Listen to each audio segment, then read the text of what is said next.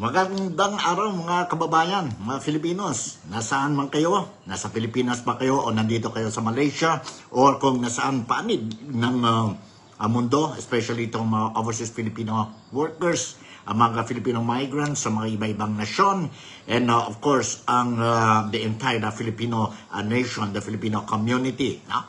Kumusta kayo po? Today is January 19 na, and of course, it's Sunday. Sana lang po we will do our religious obligation for Sunday, no? Itong Sunday. And don't forget, the Sunday is a family day and kailangan tayo po, no? Kailangan tayo spend this day sa pamilya natin. It's another family day. Okay, welcome kayo po dito sa programa Nick Talk, The Real Talk with Nico. And ito po, si Nico Fabian. Once again, would like to say welcome and good morning, good afternoon, and good evening. Kung sa malayo pa, we say it, salamat pagi, salamat malam, salamat patang, and salamat malam sa inyong lahat. And may mga issues tayo ngayon po, no? And it's a very hot issue dyan sa Pilipinas. And I will share with you some video clips regarding itong issue na ito. Totoo ba yun po? Something went wrong sa proseso ng approval ng National Budget 2025 dyan sa Pilipinas. The National Budget 2025 was discussed and approved by the Congress and the Senate dyan sa Pilipinas, and it was duly signed by no less than the President, si Ferdinand Bongbong Marcos Jr. last December 30. And nagiging hot issue na naman itong national budget dahil po some people concerned, leaders dyan sa Pilipinas, they discovered na may discrepancies, no?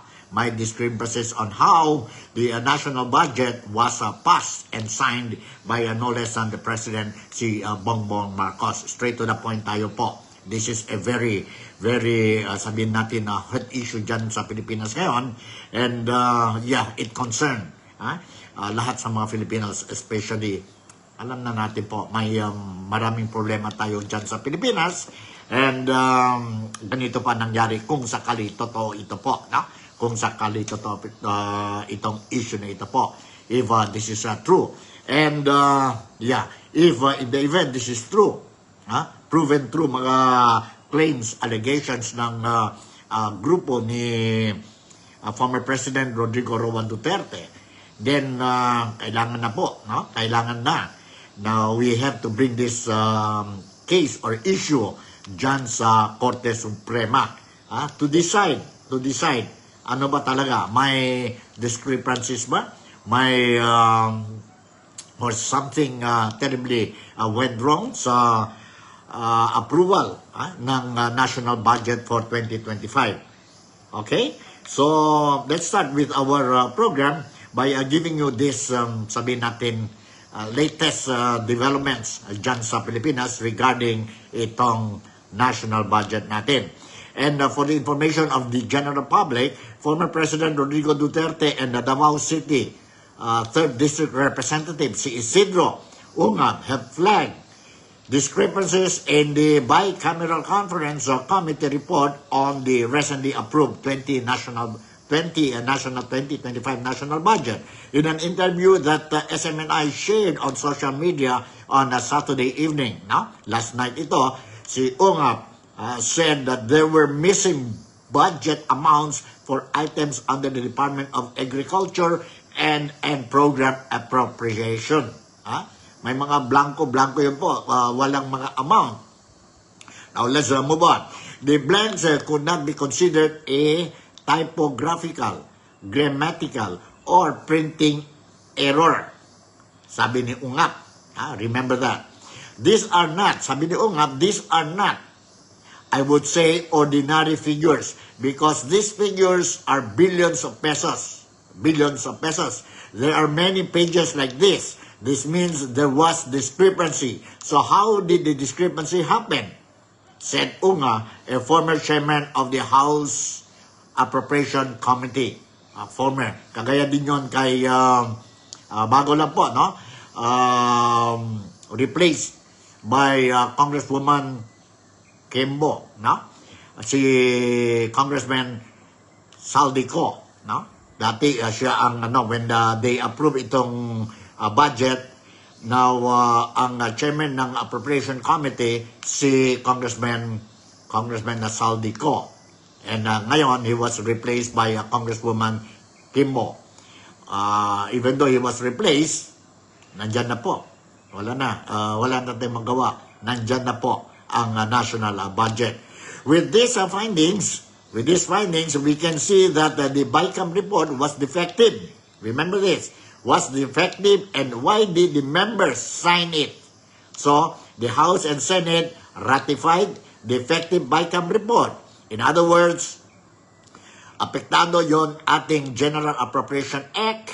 The General Appropriation Act has been affected because the BICAM report was defective. Sabi ni UNGAP, Representative UNGAP.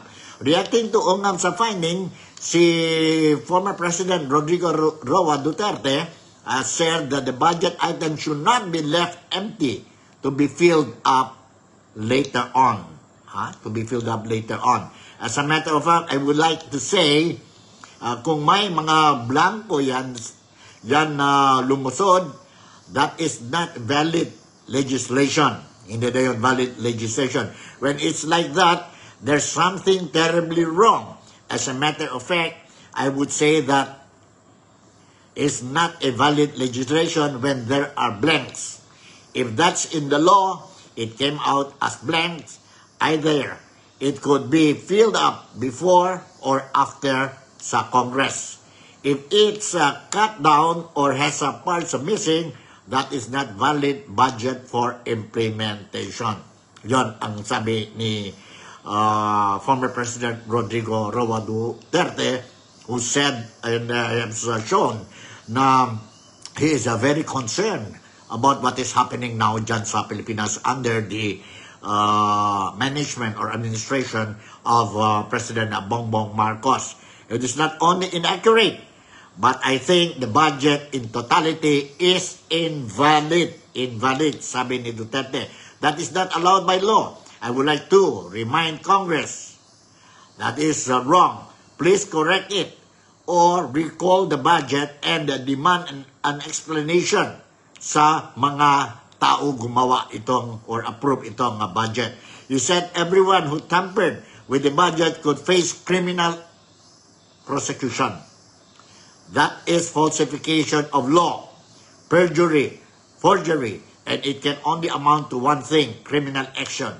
You can all go to jail for that, sabi ni Rodrigo Roa Duterte.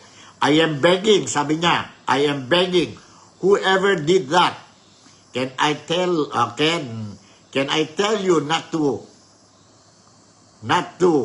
mess with the people of the Philippines? We will all go into chaos if nothing will be done.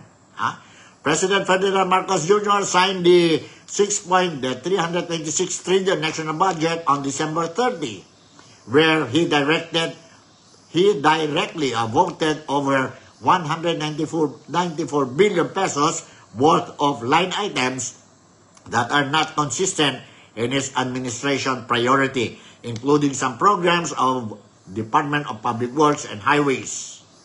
Yan po ang issue. This is the issue now po dyan sa Pilipinas.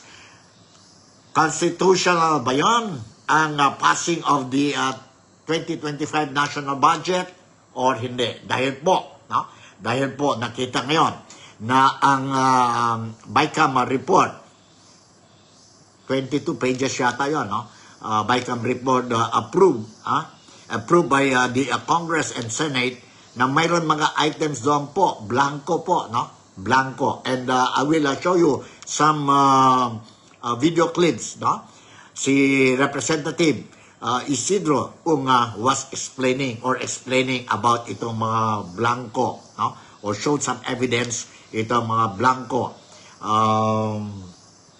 space dyan sa BICAM report. And finally and eventually it was signed and approved to be a law by no other than the President Bongbong Marcos Jr. Ano ba ito po? Mayroon ba ito mga kalukuhan? Mayroon ba ito, sabihin na natin, kontsabahan? No? Kontsabahan between the Speaker of the Congress and of course, itong sabihin natin, Presidente natin, ang Congress at saka ang Senate. This is a very serious issue po. And today, since last night, nakita natin po ang mga, sabihin natin, concerned Filipinos, they are very, very, very concerned and medyo they're not happy with this discovery made by Representative Ungap, who scrutinize ang documents ng procedure of approval ng National Budget 2025 ng Pilipinas. Shoutout muna tayo kay Mary Lou Pentojo. Good morning, sabi niya. Good morning to the followers dito sa Niktok. The Real Talk with Nico Fabian. Yes, to Mary Lou, ingat lang kayo po. Now, I was made to understand that you're now on the way to Penang, from Kuala Lumpur to Penang. Together, of course, our daughter, si Nikki Fabian, and of course, si Saint Fabian Kadir. Kadir ba yun? Sweet Kadir, ang son-in-law ko po, no? So, tatlo sila, babae. Nabiyabiyahe sila ngayon. I think it will take something like 5 to 6 hours from Kuala Lumpur to reach another state in West Malaysia, ang Penang, no? And Penang, and they will be staying there for a few days lang po, no? Dahil si Nikki is spending his or her holiday dito po sa nation natin sa Malaysia or sa Kuala Lumpur. Ingat, safe trip and drive safely, no? Drive safely itong tatlong babae. Lahat sila driver, no? Lahat sila driver. So ingat. So sabi ni Mary Lou, shout out daw to all ang mga viewers ng Niktok, the Real Talk with Nico. Okay, let's continue with our sabihin natin topic for today, January 19 po, no? January 19. And for the late tuners, I would like to say we are talking about the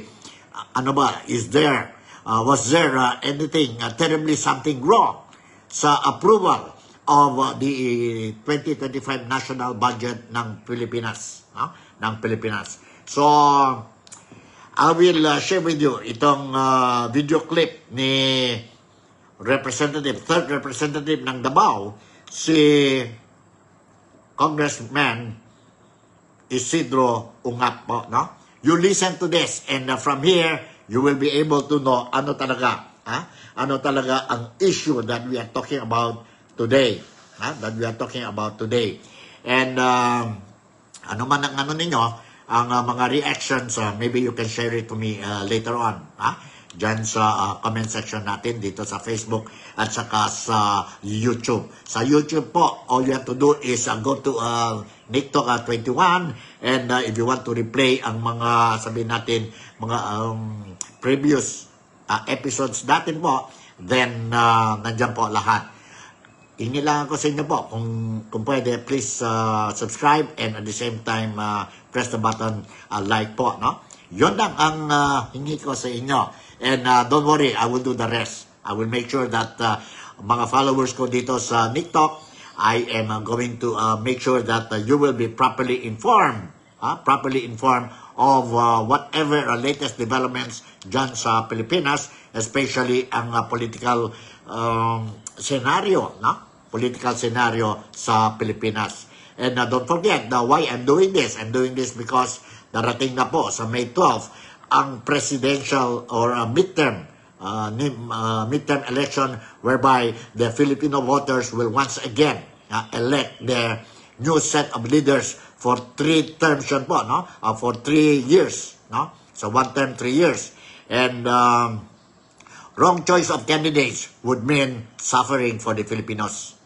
That's why I decided to make sure that every day, itong mga followers ko, no? Mga viewers sa Niktok, the Real Talk with Nico, you will be properly informed so that you will be able to, sabihin natin,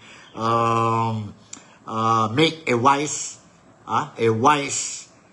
decision when you on May 12, cast your votes for the midterm election. Nandito po ang clippings natin po regarding itong issue.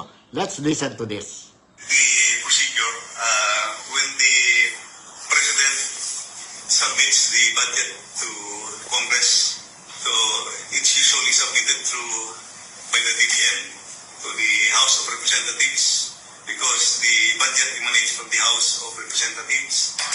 Then, pagdating sa House of Representatives, tanggap yung National Expenditure Program and the other documents, yung BESF, saka other related documents sa budget. Then, dadaan yun sa first reading, second reading, third reading. So, after it's approved on third reading, pupunta sa Senado. Pagdating naman sa Senado, the same procedure, first reading, second reading, and third reading. So, usually, magkaiba yung naipasa ng lower house at saka upper house, yung ating lower house of Congress at saka Senate. Then, whatever is the difference, i-harmonize yan sa pamamagitan ng isang tinatawag natin na Bicameral Conference Committee. Yung Bicameral Conference Committee naman, pagkatapos nila, gagawa yun sila ng Bicameral Conference Committee report. Yung BICAM report na yun, assuming okay na, determahan nila yun at i-ratify ng both houses, ng Senate at saka House of Representatives. After the ratification, so lalabas na yung enrolled bill, pupunta na yun pabalik sa Presidente. The President will sign the budget for it to become effective for the budget to operate the following year. Didiretso na lang ako. Medyo mahaba kasi yung pag-usapan natin. Sa nakita ko kasi, may nakita akong maraming kulang sa BICAM report. Yung Bicameral Conference Committee report, pinirmahan kahit may mga nakikita tayong blanco. So far, ito yung nakikita ko na pages na kulang. Page SP11, page SP12, page SP13, page SP15, page SP17, page SP20, page SP21, page SP22, page SP36, page SP37, page SP162, page SP168, page SP183, mostly from the Department of Agriculture and on-hand program appropriations. So let's go directly to the page SP11 to SP12. Pwede naman siguro i-flash ito sa ating screen, no? Nahalata ko siya kasi Mayor, daming Mr. President, maraming, at saka Harvey, maraming blanco. And these are not, I would say, ordinary figures because these figures will reach to billions of pesos. So, tingnan natin sa page SP11 to SP12. Line 49. After the acronym NIA, delete the amount in figures 74 billion 570 million 700 and replace with blank. Kita naman sa screen. Line number 52. After the acronym PCA, delete the amount in figures 889 billion 065,000 and replace with blank. After the word total, delete the amount in figures 104 billion 820 million 715,000 and replace with blank. At saka sa number 7, you will see the amount. Dito sa Bicameral Conference Committee report ito. NIA is blank, PCA is blank, total is blank. So maraming pages ito na ganito. Kung isa-isahin natin, I think 30 pages pa yung nakita ko. Blanco at saka pagkinayin sa program appropriations. At saka may nakita din akong observation sa page SP11 of the BICAM report. It says that the Agricultural and Fisheries Modernization Program of 146,335,937,000. Klaro yun sa BICAM report. However, pagdating sa GAA, General Appropriations Act, ang lumabas na figure is only 126,728,221,000. Ang ibig sabihin, merong discrepancy. So, paano nagka-discrepancy? So, with all these findings, makikita natin na defective yung BICAM report. At bakit pinirmahan ng members?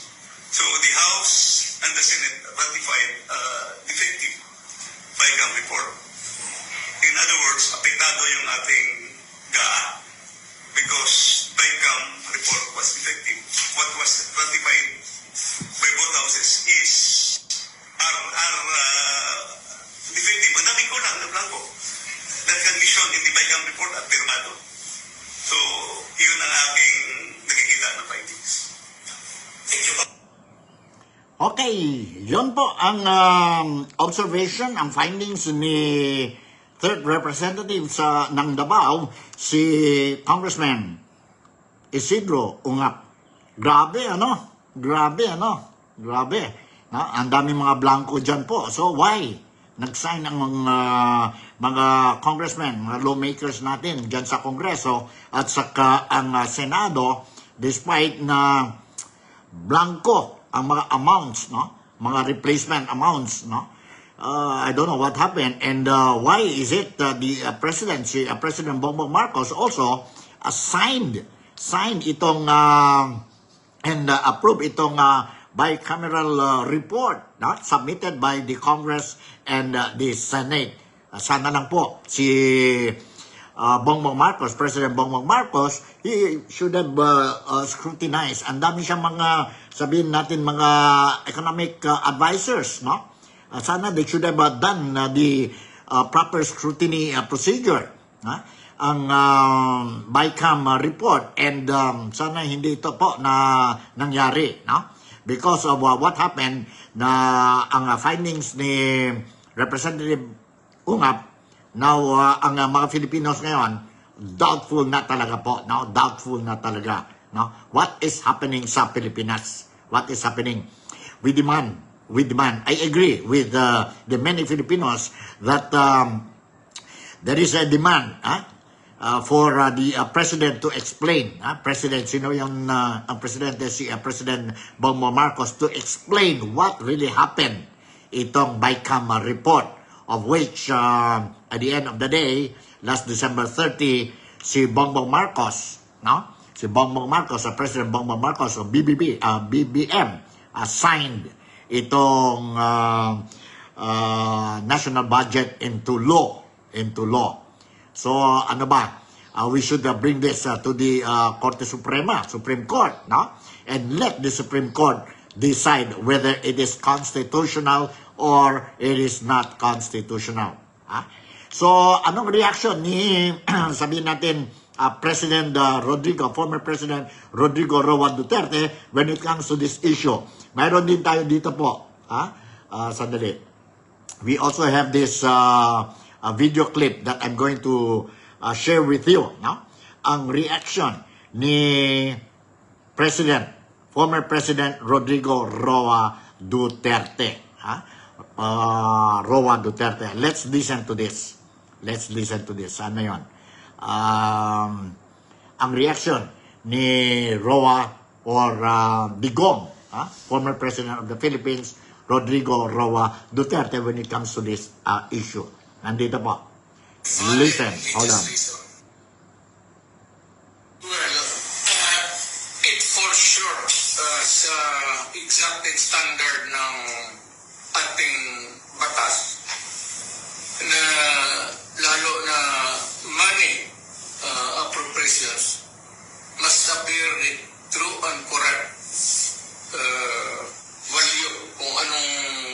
gusto mong what would be the application for the money for, public money.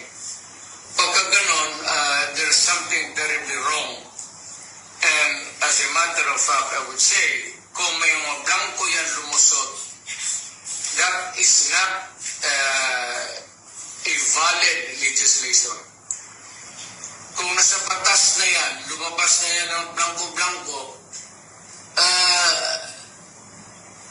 either it could be filled up before or after sa Congress, pagka ganon, what must be submitted is the true and correct figure coming out as prepared by the budget submitted to Congress for appropriation.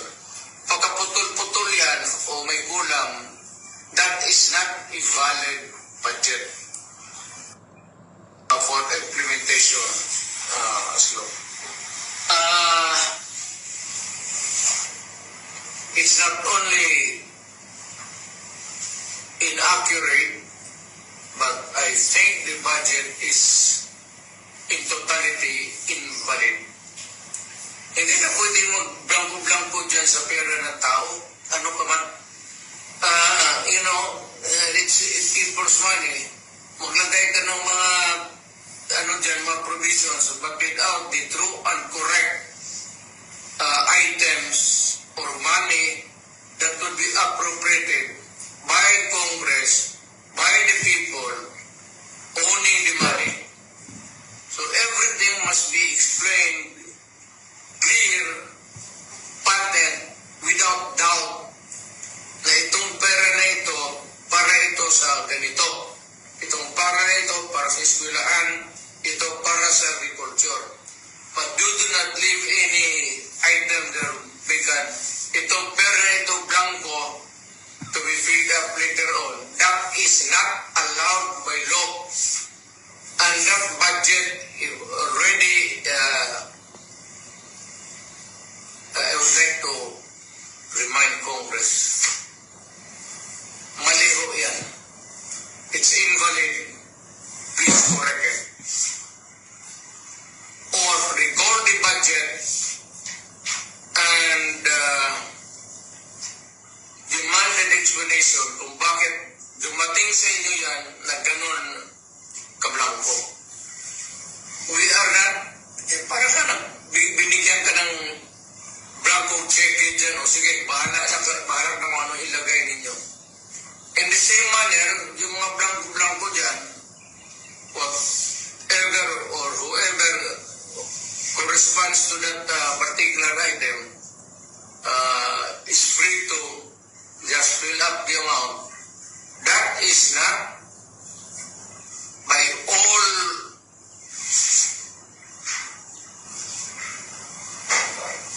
commandments of the law, that cannot be valid, invalid, unenforceable, and kung na-implement na, it must be corrected and the money returned before it is spent or corrected. And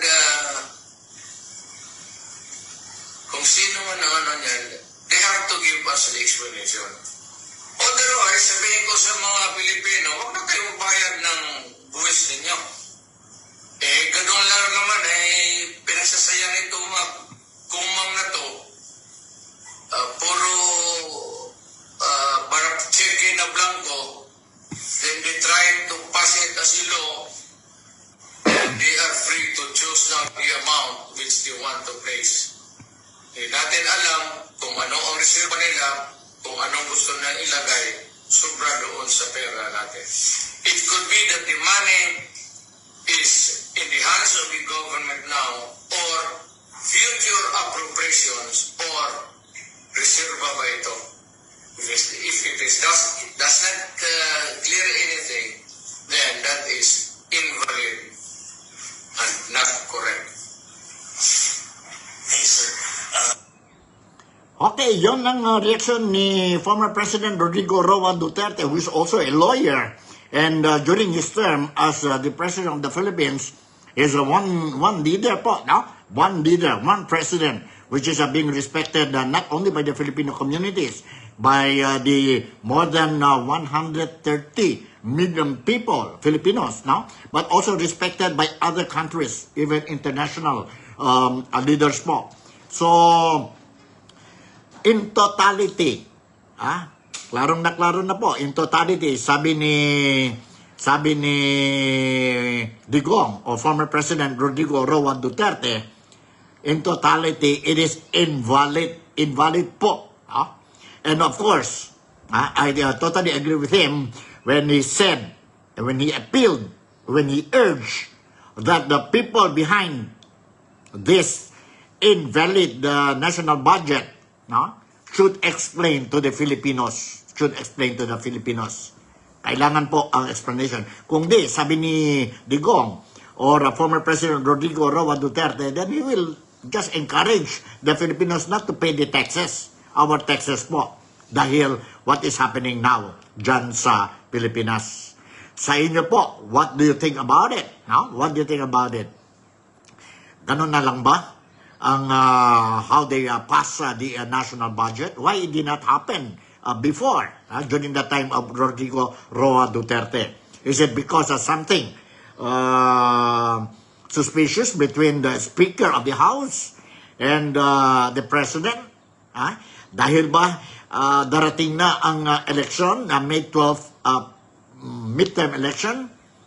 Parte ba ito ng strategies for the candidates supporting the Marcos administration to make sure that they are going to have a clear victory?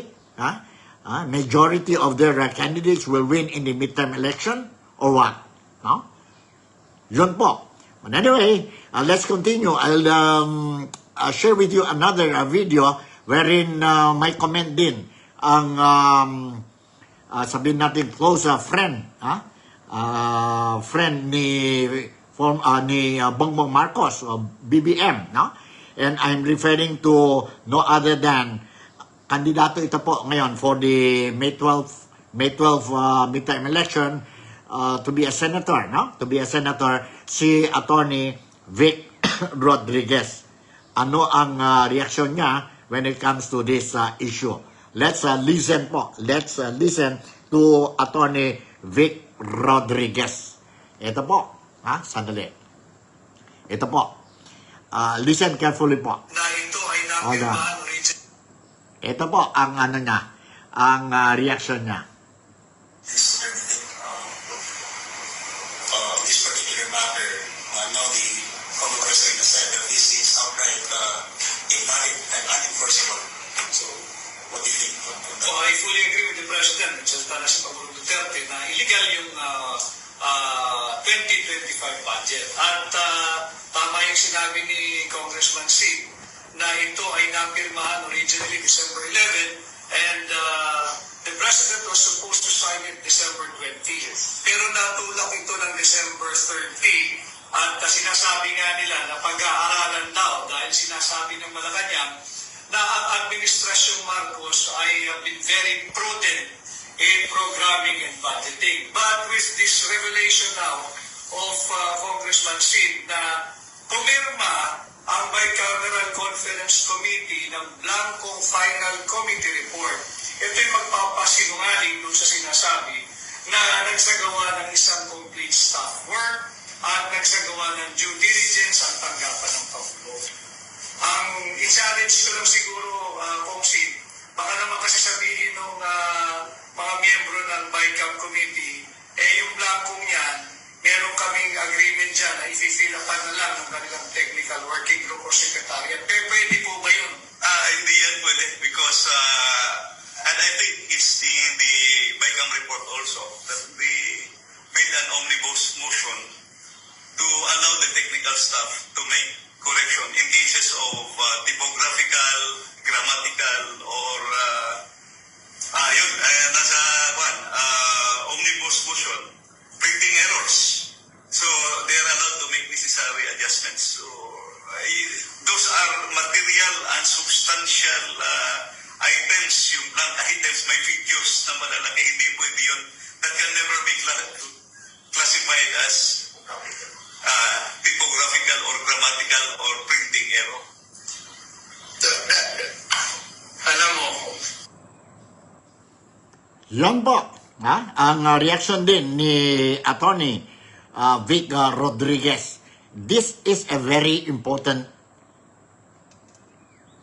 issue that we are facing now regarding the National Budget 2025. According to the President, former President Rodrigo Roa Duterte, in totality, it is invalid. And please correct it immediately before enforcing it. Sabi naman ni Representative Congressman Isidro Ungap, ito ang findings, ito ang observations ko when I scrutinize ang procedure in approving the National Budget 2025. Kayo po, what do you look at it? Ano mga reaction ninyo po? Ganito na lang ba ang Pilipinas? Ganito na lang ba ang leaders natin dyan sa Pilipinas? I think there is something wrong. So, unless we do something po, then ang futuro ng Pilipinas, ang futuro ng mga Filipinos, especially the children, the next, the generations to come, if we are going to continue and allow these leaders to do what they want to do, then kawawa talaga po ang Pilipinas. Kawawa talaga tayo po. Kawawa talaga ang mga overseas Filipino workers who are trying their level best, sacrificing abroad, work, and send remittances dyan sa Pilipinas to help the economy of the Philippines, to help the children whom they really love and sacrifice to the extent that they're willing to sacrifice ang togetherness with their loved ones, all for the sake of better future, giving better future to their children, making sure that the Philippines will level up, will progress, will prosper. But what is happening? Something is wrong sa present administration natin po. Am I correct or am I wrong? This is my personal opinion lang po. Issue na ito po ngayon. And let's see what will happen. About time to bring this issue sa Korte Suprema na po. No? And let the Supreme Court decide. Let the Supreme Court decide. And let's see what will happen next. Let's see what will happen next. Ako po, I will try my level best from time to time, if not every day. No?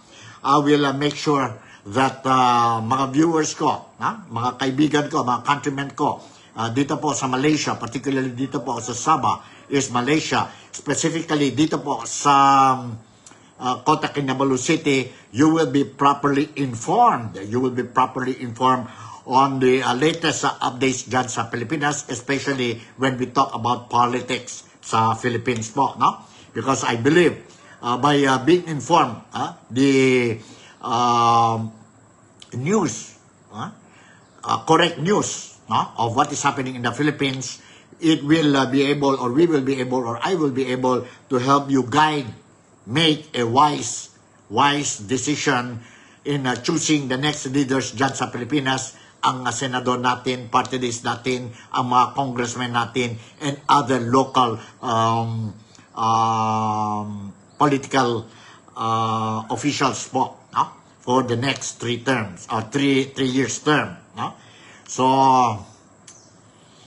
I don't know what is happening sa Pilipinas, but anyway, paalaala lang po, mabuti lang mayroon pa tayo isang former president na despite of his age, is still active when it comes to, sabihin natin, when it comes to being concerned about the Filipinos, about our great nation, the Philippines, ang futuro ng great nation natin, ang Pilipinas.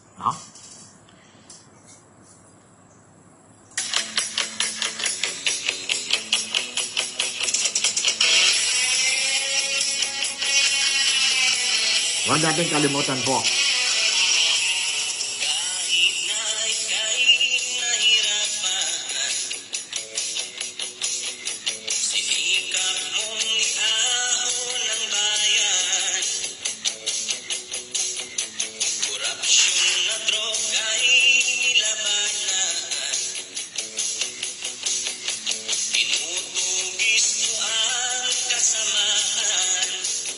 konting relax muna tayo.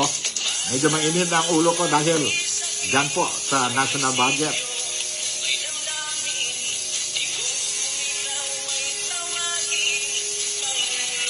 Music muna tayo.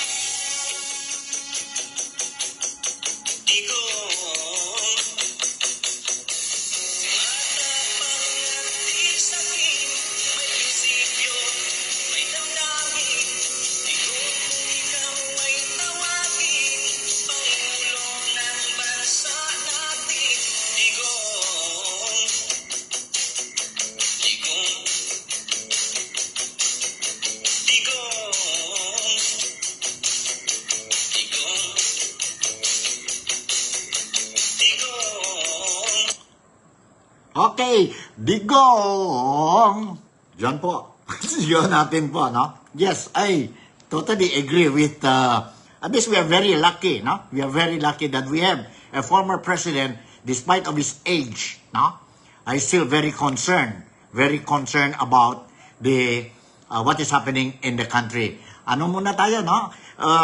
Shoutout muna tayo kay Albi Marquez, ang Marque de Fons, vlogger din yan po, no? Si Albi Marquez, and don't forget to also watch ang vlogging programs ni Marque de Fons, no? Marque de Fons. Also, I would like to shout out din, good morning to my friend Jan Salabuan, si EJ, EJ Hudson, or I used to call him during our early days dito po sa Sabah.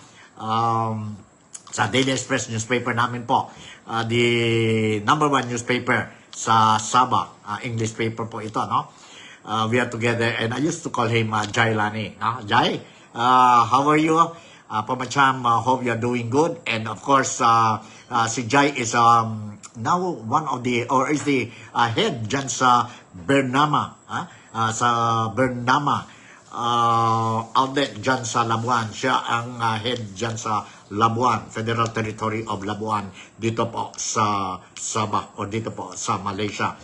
Good morning to you. God bless you, Jai. And of course, to your wife, I would like to extend, masking, I can still greet her, Happy New Year, and Kong Si Fa Choi, advance Kong Si Fa Chai, advance Kong Si Fa Chai to your wife, Jai, and of course to your daughter, and to your staff dyan sa Bernama, Labuan. Of course, sabi naman ni Albi is getting ready to go to church. God bless. Yes, that's good, Albi, no? Primo Albi, that's good. Don't forget our, sabihin natin, religious obligation, especially ngayon Sunday, no? Especially ngayon Sunday. Good morning, and God bless, Godspeed to your wife and to your daughter too. And also, I don't know kung si Albi is in Zamboanga or somewhere else abroad, no? All the best sa inyo, and wishing you all a happy, sabihin natin, problem-free Sunday or weekend. So, yun na po ang sitwasyon natin, ang issue natin for today, January 19, sa NICTOC the Real Talk with Nico. And as what I said, I will continue every day, give you the updates regarding the political issues and other fresh news from the Philippines, and also here from Malaysia, or from Sabah is Malaysia, and other news, international news po. Ha? So, keep in touch lang po sa programa ko daily. And once again, si Nico Fabian would like to say thank you very much for making me a part of your day today. Malaysia, Sabah, the Philippines. God bless us all. I love you so much. Bye, and see you tomorrow.